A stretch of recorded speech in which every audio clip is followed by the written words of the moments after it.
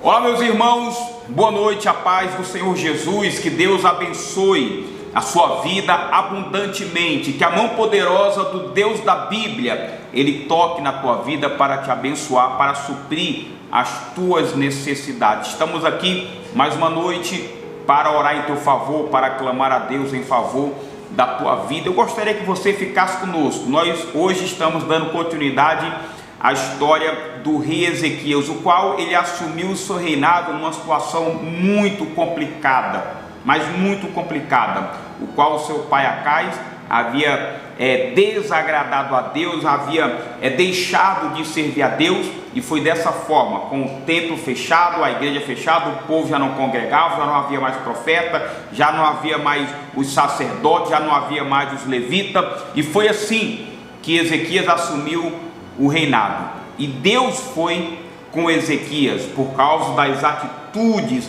de Ezequias. Então fica conosco até o final desse vídeo para que você possa acompanhar conosco esse trajeto o qual Ezequias ele teve no decorrer do seu reinado. Tá bom? Você que não me conhece ainda, eu sou o Bispo Fred Pereira. Estamos aqui todas as noites, às 9 horas da noite, para clamar a Deus em favor da tua vida, em favor da tua família, da tua casa, independente da tua religião, independente da tua igreja. Nós não estamos aqui para falarmos de igreja A, B ou C, ou falar de religião, não. Estamos aqui para meditar na palavra de Deus. Deus pode te abençoar, basta tão somente que você venha abrir o coração para Ele. A partir do momento que você passa a buscá-lo, Ele passa a abençoar a tua vida. Ele disse: vinde a mim, vós que estáis cansado e sobrecarregado, que eu vos aliviarei. Então isso é uma promessa de Deus para se cumprir na vida de todo aquele que for até Deus, na vida de todo aquele que buscar ao Deus da Bíblia, tá bom? Olha o que diz aqui a palavra do nosso Deus no livro de 2 Crônicas, capítulo 29, versículo 20. Capítulo 29, versículo 20, diz assim, ó: então, aliás, no título, Ezequias restabelece o culto a Deus. Você vê que, olha o que diz o título: Ezequias restabelece. Se ele restabelece, é porque um dia o povo cultuava a Deus, e por algum motivo o povo deixou de cultuar a Deus. E qual foi o motivo do povo ter deixado de buscar a Deus, de cultuar, de congregar? O qual o rei Acais, ele havia fechado a porta do templo, ele passou a servir a outros deuses, e o seu reinado foi um reinado destruído. E Ezequias, vendo o mau exemplo do pai, ele não quis seguir esse mau exemplo, porque ele viu que as atitudes do seu pai, aonde o levou a um fracasso, levou a um reinado falido, levou a várias derrotas, a vários fracassos. E isso é o que acontece quando a pessoa deixa de servir a Deus, quando a pessoa deixa de buscar a Deus. E de repente, a senhora, de repente o senhor que nos acompanha, você um dia esteve na igreja e por algum motivo você se afastou. Por algum motivo você se afastou. Você deixou de servir a Deus, você deixou de buscar a Deus. E aí começou a ouvir os problemas, a dificuldade. Eu até estava falando com a minha esposa outro dia, acho que foi ontem, quando a gente estava indo para casa. Acho que foi ontem, e estava indo para casa. E eu estava falando que o diabo, ele engana e destrói. O diabo, ele vai dando corda. O diabo, ele vai dando corda. O mal, ele dá corda quando a pessoa, por exemplo, ela está na igreja, está tudo bem. Aí ela saiu da presença de Deus, saiu da igreja.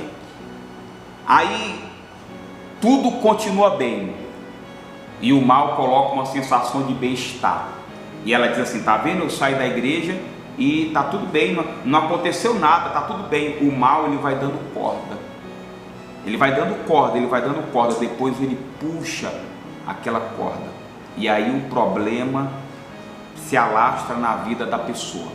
E de repente é assim que a tua vida se encontra, de repente é assim que a tua família se encontra problemática, porque você deixou de servir a Deus, você deixou de buscar a Deus, independente da igreja. Eu não estou aqui para falar do rótulo de igreja. Igreja não vai te levar à salvação. Igreja não te leva à salvação. O que vai te levar à salvação é a tua obediência a Deus. Eu estava falando no culto hoje pela manhã acerca disso. Não adianta nós estarmos dentro de uma igreja e vivermos uma vida como o povo lá de fora vive. Como assim, bispo? Como o povo lá de fora vive?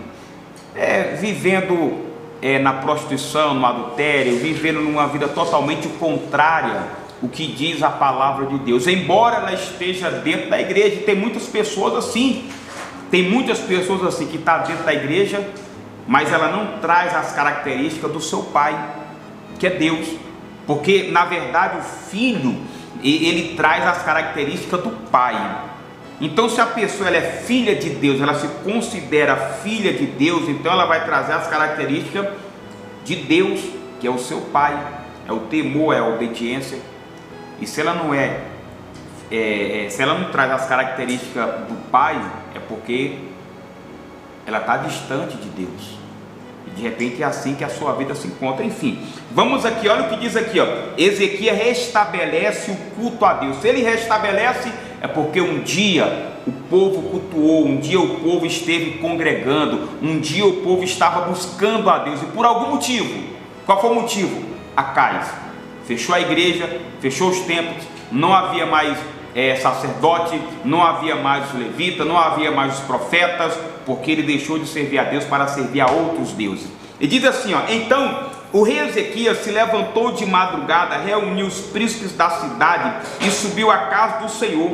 Mandou trazer 7 novilhos, 7 carneiros, 7 cordeiros e 7 bodes, como oferta pelo pecado, o povo, como oferta pelo pecado, a favor do reino, do santuário e de Judá. E os filhos de Arão, os sacerdotes, que os oferecessem sobre o altar do Senhor.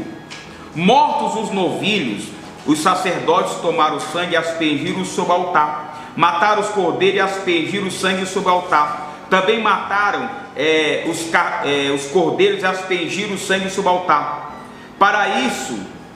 Sobre o altar, para a oferta pelo pecado, trouxeram os bodes perante o rei e a congregação, e o puseram as mãos sobre eles. Então, assim, como reconhecimento, como como é que eu posso dizer? Como é que eu posso dizer para você poder explicar? Não é o reconhecimento e nem como gratidão que ele estava apresentando a oferta e nem estava pagando nada, porque às vezes quando se fala de oferta na igreja, as pessoas falam assim: ah, mas Deus não precisa de dinheiro. Realmente, e Deus precisava de animal aqui, porque nessa época aqui a oferta era os animais, era oferta de sacrifício naquela época. Deus precisava? Não, mas tinha que haver uma atitude para que mostrasse ali, para que mostrasse através de atitude o arrependimento, o verdadeiro arrependimento, o querer. Eu quero isso, e a prova que eu quero está aqui. A prova que eu quero está aqui. Essa é a minha oferta. Essa era a minha oferta. Então a oferta representava ali como se fosse uma prova do que eu quero, aquilo dali, o que eu tô me arrependendo está aqui, ó. A prova do meu arrependimento está aqui. E isso é por meio da fé. Eu estava falando outro dia de que nós somos justificados pela fé. Do que adianta a pessoa falar que tem fé se ela não tem obra? E aqui no caso Ezequias, ele apresentou essas ofertas nesse propósito, para mostrar para Deus e provar para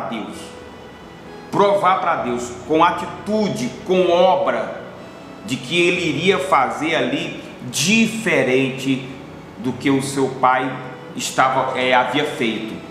Ele iria fazer diferente do que o seu pai havia feito. Então a oferta, não é que a oferta era a garantia, não, do sucesso, do milagre, não. A oferta era a prova de que ali ele estava sendo sincero. A oferta ali era a prova. Está aqui, Deus, a minha oferta é a prova que o que eu estou fazendo é com sinceridade, é de todo o meu coração. Embora Deus não precisasse, embora Deus não precisa da tua oferta, Mas geralmente quando as pessoas falam mal dos evangélicos, ou das igrejas, ou dos pastores, ou dos bispos, eles citam justamente a oferta. Eles citam justamente a oferta. E a Bíblia diz que o dinheiro é a raiz de todos os males. Por que as pessoas roubam? Por causa do dinheiro. Por que elas matam? Por causa do dinheiro. Por que as pessoas elas trabalham dia e noite? Por causa do dinheiro. Por causa do dinheiro. Então o dinheiro é a raiz de todos os males. Ô bispo, eu posso ter dinheiro? Pode, mas você não pode pôr o teu coração nesse dinheiro, porque a traça corrói. A traça corrói. O teu coração tem que estar no reino de Deus.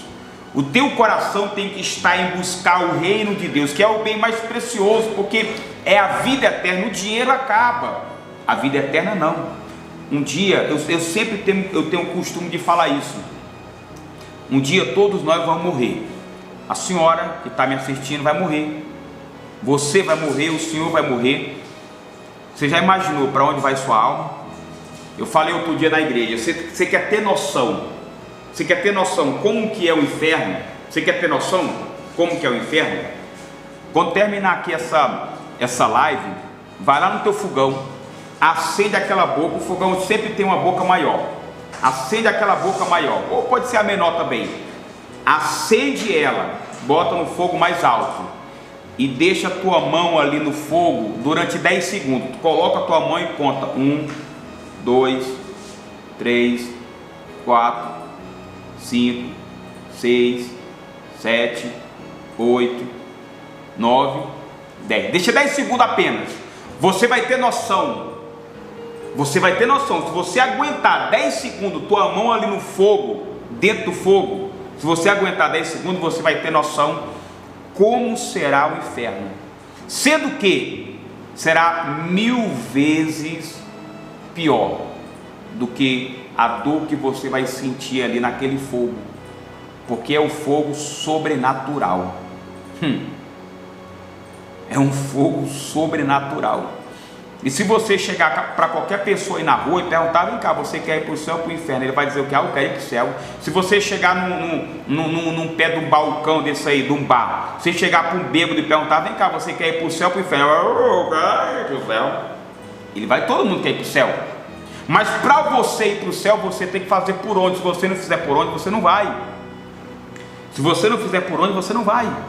Então Ezequias, ele viu que o reinado do seu pai foi um reinado destruído, porque deixou de servir a Deus. E ele falou: eu estou vendo o mau exemplo do meu pai, eu não vou seguir esse mau exemplo não, eu vou fazer diferente. Porque na verdade Ezequias, ele veio da linhagem de Davi, e ele viu como que foi, ele ouviu falar como que foi a história de Davi, da onde Davi saiu, ele viu toda a história, ele ouviu falar toda a história, e ele seguiu o exemplo de Davi. Então, se você procurar erro em qualquer igreja evangélica, você vai achar, porque não existe igreja perfeita, existe Deus. O Deus da Bíblia é perfeito. O Deus que criou o céu e a terra é perfeito. A obra é de Deus, mas é feita pelo homem, e o homem é falho. Você sempre vai achar falhas, você sempre vai achar erros.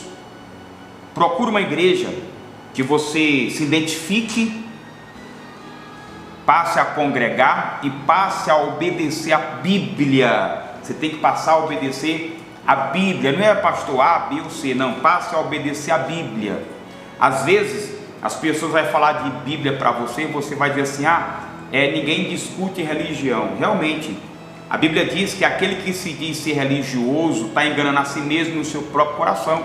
A sua religião é vã. O que Deus quis dizer? Ele quis dizer que não existe religião, existe a obediência, servir a Deus. O que existe é servir a Deus, tá bom? O que existe é servir a Deus.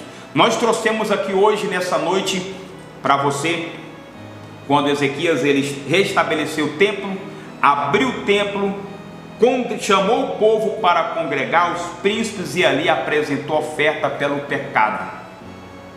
Ali ele apresentou oferta pelo pecado. Amanhã a gente vai dar continuidade a essa mensagem.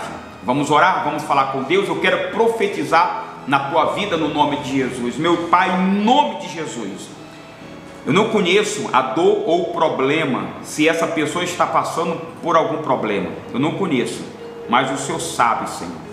Meu Pai, eu te peço, vem de encontro à necessidade dessa pessoa, vem de encontro à vida dessa pessoa. Meu Pai, de repente ela já pediu ajuda a todas as pessoas e ninguém pôde ajudá-la. E eu te peço em nome de Jesus, envia os teus anjos na casa, no trabalho, envia os teus anjos sobre a vida dessa pessoa, para que haja, meu Deus, salvação, livramento, para que haja cura, para que haja, meu Deus, a libertação, para que haja felicidade. Meu Pai, visita essa pessoa que se encontra enferma, desenganada pela medicina, e opera, Senhor Jesus, um milagre na vida dessa pessoa. Opera, eu te peço de todo o meu coração, meu Pai, e determino a bênção na vida dessa pessoa, em nome do Pai, do Filho e do Espírito Santo. Você que crê, diga amém e diga graças a Deus. Que Deus abençoe a sua vida. Se você não é inscrito ainda no nosso canal, já se inscreve, venha fazer parte dessa família de oração. Compartilhe essa live com os seus amigos, com os seus familiares, tá bom? Que Deus te abençoe no nome de Jesus. Fica na paz e até amanhã.